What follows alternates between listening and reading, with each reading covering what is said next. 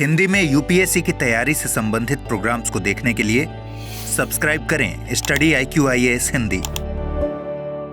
नमस्कार। आपने कभी ना कभी इस बात को जरूर सुना होगा कि दुनिया में ग्लोबल वार्मिंग क्लाइमेट चेंज के कारण हिमनद समाप्त होंगे और इन हिमनदों के समाप्त होने से जो पानी बनेगा वो जलस्तर को बढ़ाएगा और इसके पश्चात नदियों में आएगी बाढ़ और नदियों के किनारे बसे हुए शहर खत्म होंगे और यह मानव का अंत होगा।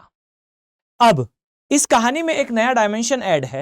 यहां ध्यान से देखिए, हिमालय की एक सबसे बड़ी समस्या इसके पिघलते हुए हिमनदों को सीमित करने के लिए यहां पर चर्चा में आया एक टर्म कॉल्ड कृत्रिम हिमनद। क्या मानव के द्वारा बनाया गया हिमनद वास्तविकता में ग्लोबल वार्मिंग और क्लाइमेट चेंज की समस्या को समाप्त कर सकता है? इसे हम देखने वाले हैं। आई थिंक आप सभी अवेयर हैं इस बात से कि हिमालय के बारे में बीते वर्षों में लगातार चर्चा हुई, जहां कभी यह कहा गया कि भाई हिमालय सूख जाएगा, कभी यह बात कही गई कि रिकॉर्ड हाई टेम्परेचर बेसिकली दिखा हिमालयन प्रदेशों में। और मुझे ज्यादा बताने की आपको आवश्यकता नहीं है, एक बार शिमला का टेम्परेचर देख लें, एक बार हिमाचल प्रदेश में किसी स्थान का टेम्परेचर देख लें, बीते दशकों में किस तरीके से चेंजेस आए हैं हिमालय वाले पोर्शन में, ये आई थिंक आप आसानी से समझ पाएंगे। अब यहां पर जो चर्चा की गई है कृत्रिम हिमनद या कृत्रिम ग्लेशियर के बारे में, तो ये ग्लेशियर एग्जैक्टली होता क्या है, तो इस चीज को समझिएगा कि कृत्रिम हिमनद या कृत्रिम ग्लेशियर ये कोई नई अवधारणा नहीं है। आई थिंक आपके लिए टर्म नया हो सकता है पर अवधारणा पुरानी है। जहां आप पाएंगे कि इवन आपको किस्से कहानियों में 13वीं शताब्दी का भी उदाहरण देखने को मिलेगा, जहां आप पाएंगे कि ऐसा कहा जाता था कि भाई चंगेज खां के जब आक्रमण का खतरा मंडरा रहा था भारत में 13वीं शताब्दी के आसपास की हम अगर बात करें, तब के समय जब आक्रमण का खतरा था तो खैबर पास के आसपास के एरिया में जो लोग थे उन्होंने उस क्षेत्र में उस दर्रे को ब्लॉक करने के लिए उस स्थान पर कृत्रिम हिमनद बनाया था। शॉकिंग है इस चीज को समझना। इसी तरीके से अगर मैं आपसे कहूं कि आपको कई ऐसे उदाहरण लद्दाख वाले एरिया में भी देखने को मिलते हैं, जहां बहुत सारी 12मासी नदियों को अर्थात पेरेनियल रिवर्स को, वो नदियां जो साल भर बहती हैं, उनको पहाड़ी क्षेत्र में छोटी छोटी धाराओं में बांट दिया जाता है और फिर वहां पर हिमनद का निर्माण करा जाता है। इंटरैक्टिव टेक्निक है, पर यह क्या हिमालय के लिए एक नई पहल हो सकती है? आइए चर्चा करते हैं। सबसे पहली बात तो भाई ये कि ये बनते कैसे हैं, यानी कि कृत्रिम हिमनद को बनाया कैसे जाता है। आइए इस पर चर्चा करते हैं, जहां आप सबसे पहले पाएंगे कि इसके बहुत सारे तरीके हो सकते हैं। बहुत वैज्ञानिक नहीं, बहुत सरल लैंग्वेज में आप अगर समझना चाहें तो आपको दिखाई देगा कि जो हिमनद का पानी पिघल कर नीचे आ रहा है, जिससे एक नदी का उद्गम हो रहा है, या तो आप उस नदी को पहाड़ी क्षेत्र में किसी स्थान पर जो है वो बिखरा दें, इस प्रकार से डिस्ट्रीब्यूट कर दें उस पानी को कि उसका सरफेस एरिया अर्थात पृष्ठीय क्षेत्रफल बढ़ जाए। और अगर इसमें हम ऐसा कर पाए कि वो नदी का पानी जहां पर इकट्ठा हो रहा है वहां पर्वतों की छाए पड़े, अर्थात वो शेडोड हो, शेडेड एरिया होने पर उस स्थान पर टेम्परेचर ऐसे भी कम रहता है और पानी के बिखर जाने पर, एक स्थान में भर जाने पर, उथला होने पर वो समय के साथ जम जाएगा और जमने के पश्चात जब कभी ऋतु परिवर्तन होगा, टेम्परेचर हाई होगा, वो पानी पिघलेगा और उस पानी का उपयोग करा जा सकता है। एक फॉर्म में सिंपल वर्ड्स में कहूं तो शायद यही आपके लिए बेहतर समझ विकसित कर सकता है। इसके अलावा टेक्निक्स कई हैं, जैसा मैंने आपको बताया कि भाई जो हिमालय का एरिया है, आप यहां पाएंगे कि इसे कई बार ऐसा कहा जाता है कि पहाड़ी क्षेत्रों में सोपान अर्थात स्टेप लाइक स्ट्रक्चर्ड फॉर्म करने से पानी के बहने की गति रुक जाती है, कम हो जाती है।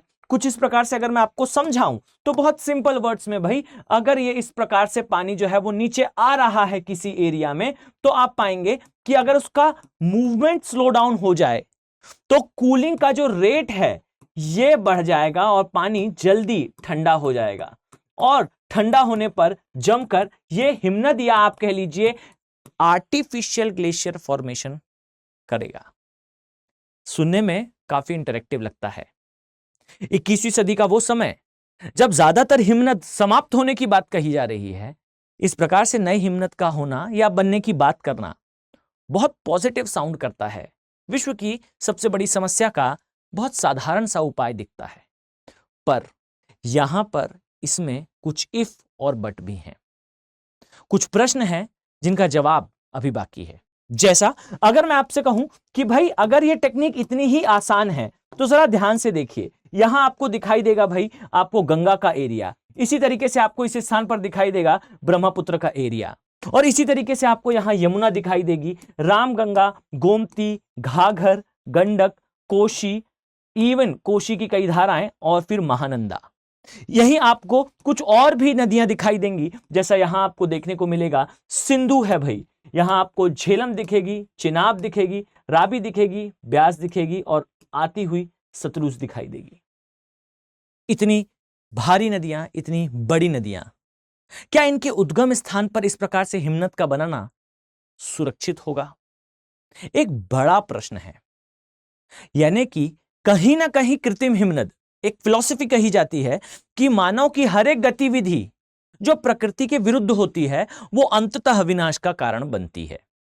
तो यहां प्रश्न ये उठता है कि क्या ये कृत्रिम हिमनद सुरक्षित होंगे?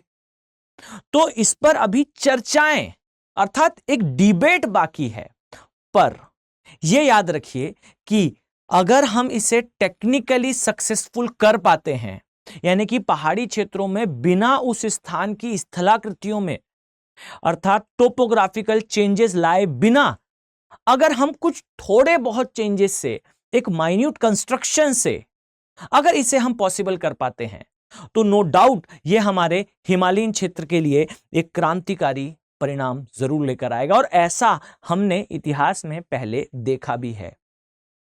लद्दाख में कई ऐसी टेक्निक्स हैं जहां पर पानी से हिमनद बनाया जाता है, वो नदियां जो पिघलकर पानी ले जा रही हैं और एक ऋतु विशेष के पश्चात ये पानी समाप्त हो जाएगा उस स्थान से, वहां पर नदियों के जल को स्टोर करा जाता है, हिमनद बनाए जाते हैं।